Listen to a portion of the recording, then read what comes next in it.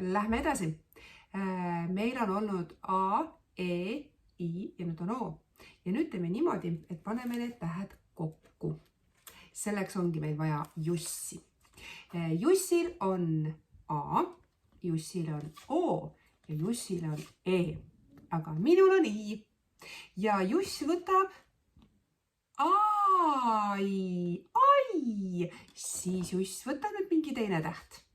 Oi, ja Jussil on veel ka I, paneme kokku ei. Selline on siis A, E, O plus I, ehk siis lihtsalt need tähed ja liidame neid kokku ja saame sõnu. Nii et selline vahva mäng, ole loov, lõbus ja kasuta selleks jänku Jussi. Siis on meil läbi aastate laste üks lemmikmänge. See on kassid köögis. Sellele me siis mõtlesime juurde natukene metoodikat ka, sest tegelikult see on puhtalt selline lõbus ajaviitemäng, kus on kassid, hiired ja üks kala. Mängu jaoks on sul vaja kõik need panna tagurpidi laua keskele. Ja siis on siin täring. Laps veeretab ja sai punase ja võtab punase. Kui ta saab kassi, siis ta ütleb ai ja võtab kassi endale. Kui ta saab hiire, ütleb ta ei ja viskab hiire laua keskel olevasse karpi. Piks. Kui ta saab kala, siis ta ütleb oi ja kala võtab alati lapse käes oleva kassi ja viib laua keskele mängu tagurpidi tagasi. Siis sega kindlasti ära ja veeretad jälle.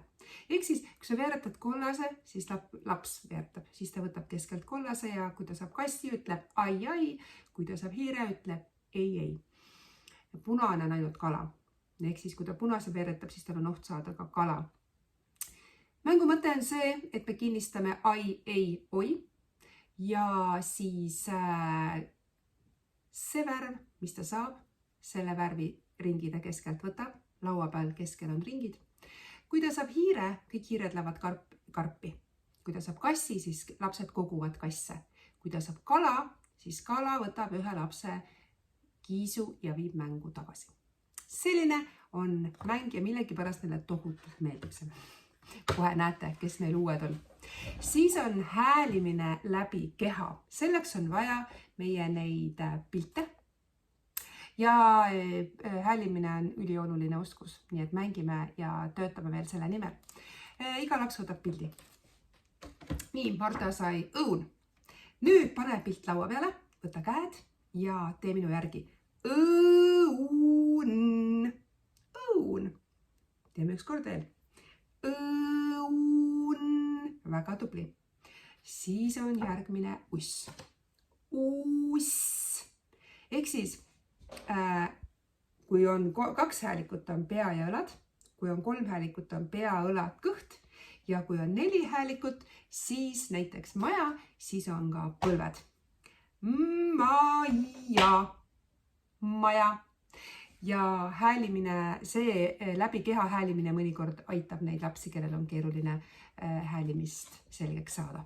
Nii et pildid, häälimine läbi keha. Siis on tähti ja sõnu. Tähti sõnu on see mäng.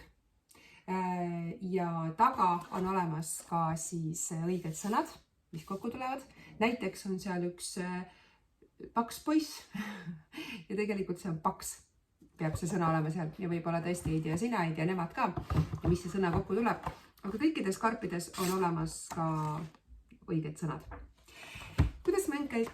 3-4-sed mängivad selle kollasega. Kollase peal on kõik tähed olemas ja sina paned kõik need tähed. Meil on ühes pinalis või karbis nii Scrabble tähed kui selle mängu punased tähed ja laps peab peale panema, asetama vastava tähe. Ta ei pea kõiki tähti teadma, ta ei pea neid kokku saama, aga see on tajuda samasugust tähte. Ei juhtu mitte midagi hullu, kui ta A asemel Ä paneb. Aga kui ära väsib, võtke uus mäng, et ärge väga piinake väikseid 3-4-seid, aga sarnase tähe leidmine. Sealt edasi, selles on 3 varianti, 3 raskusastet. on see, kus on osad tähed juba olemas. Näiteks siin ongi, sa pead teadma, et see on uks, muda, kott ja ülane. Siis sa oskad ka last aidata. Ehk siis sa pead ise teadma oma lapsi, kes võib-olla 4-5-sed teevad ka veel ainult seda. Ja võib-olla osad 5-6-sed teevad ka ainult seda, sest nad tõesti ei tunnegi veel kõiki tähti ja nad ei oska veel häälida selleks, et laduda tähti. Aga 6-7-stel on nüüd küll 2 varianti ja 5-6-stel ka vastavalt, kui tublid sul on. Kas siis on need, kus osad tähed on puudu või on see, kus pole ühtegi tähte. Nii et see on siis täht, mäng, tähti ja sõnu, mida sa võid mängida kõigi lastega.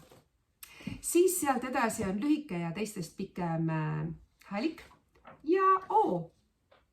Mängisime, no väga meeldib, sa pead ise lihtsalt sõnu teadma, aga minu lapsed, kellega me nüüd siin Antslas mängisime, väga meeldis. Nii et vali täht, vali pilt. Nii, sina valid, mis pildi? Valid auto. Kas see on auto või on auto? Kas pildil on auto või auto? Siis sa paned vastavalt selle. Kui on lühike, siis on see ringikene, pane auto peale. Ja kui on siis see pehme kandiline värviline tükikene, siis paned selle, kui on pikk näiteks. Kas see on moss või moos? Ma alati sõrmega näitan. Ja panen siia siis juurde, et siin on mul alati see tärrikene, siin on see ruudukene ja näitan alati sõrmega, et laps valib pildi ära, kuula, kas see on moss või on moos. Mida sa näed? Kas sa näed mosi või näed moosi? Ja vastavalt ruudukene, pane moosi peale. Selline mäng siis, kuna meil on O-täht, siis me saame O-d venitada. Siis on sarnased sõnad ja sõnakaardid, me juba eelmine nädal mängisime, aga mängime veel ja kindlasti suurtele sõnakaardid juurde. Et kui on lugejad, siis lugejatele raskustaset, et neil oleks ka midagi teha, siis nad saavad ju loevad sõna ja otsivad selle pildi. Ja seal mängus peab sul olema alati 2 komplekti. Ühe komplektiga on sinu käes, teine komplekt on laste käes ja sinu eeskujul nad hakkavad sool või tool, et selles mõttes on oluline. Ja siis ongi lisamängudena väike poiss ja väike tüdruk. Minul 6-7-sed tahtsid ka ise seletada ja kirjeldada. Nii et see on ka üks variant ja naljakad tähed ka täpselt samamoodi las olla sul kotis. Nii et väga tore. Meil on see nädal nüüd viimane planeeritud nädal, kuna järgmine nädal on koolivaheaja nädal, lugemisringid ikkagi toimuvad, aga meil on natuke lihtsam. Minu poolt ei tule planeeritud tundi, vaid sa valid nende 4 nädala lemmikmängud. Sinu lemmikmängud, laste lemmikmängud ja mina olen lasknud ka lastel valida, mis mängu me valime, mida me mängime, aga see on järgmine nädal, kui on koolivaheaja nädal. Nii et väga tore. Stuudiumis on veel paarkümmend last puudu. Kui on mingeid lapsi vales gruppides, anna mulle teada. Ja kui on rõõme, jaga neid, kui on muret, jaga ka. Nii et vahvat lustimist tähega O. Tšau!